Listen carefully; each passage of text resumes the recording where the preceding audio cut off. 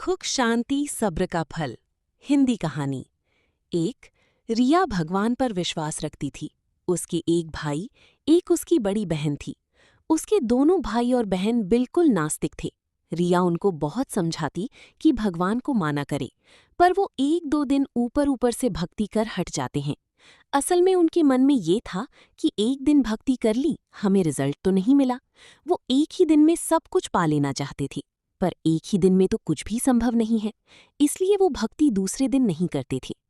रिया पहले ही दिन से भगवान की भक्ति के साथ जुड़ी थी। उसे पूरा विश्वास था कि एक दिन भगवान उसकी जरूर ही सुनेंगी।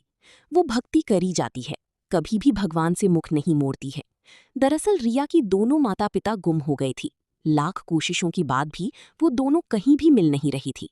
पर रिया का एक भगवान पर विश्वास बना हुआ था कि एक दिन उसकी घर में जरूर सुख शांति आएंगी।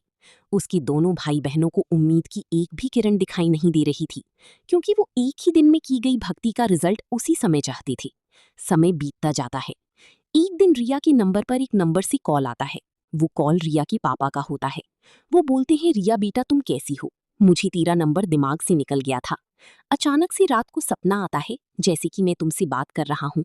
तो जब उठता हूँ तो उसी समय तेरा नंबर पूरी का पूरा याद आ जाता है। रिया पूछती है, पापा माँ कहाँ है? उनसे भी बात कराएंगा? फिर पापा उसकी माँ से बात कराते हैं। पापा फिर फोन पकड़ लेते हैं और रिया पूछती है, पापा आप कहाँ हो और इतनी देर में आप किस हाल में रही होगी, मुझे बताओ।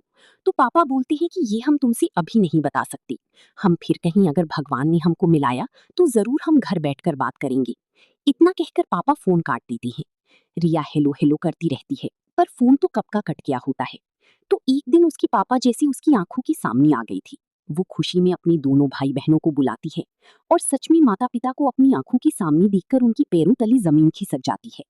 रिया अपनी भाई बहनों को बताती है कि देखा तुमने, भगवान की गई भक्ति का नतीजा। आज माता पिता मेरी आंखों के सामने है। तुम एक दिन भक्ति करके बदले में भगवान से एक ही दिन में रिजल्ट मांगती थी। क्या तुम एक ही दिन में पूरी क्लास पास कर लेती है? पहले तो मुझे ये बताओ। वो तीनों भाई बहन अपनी माता पिता को गले लगाती हैं और सब खुशी खुशी आगे की जिंदगी व्यतीत करती हैं। शिक्षा। इस कहानी से हमें ये शिक्षा मिलती है कि सब्र जिसने कर लिया वही कामयाब है, दूसरा इंसान फेल है। इसलिए धैर्य बनाए रखें, भक्ति और कर्म दोनों साथ में करते रहें।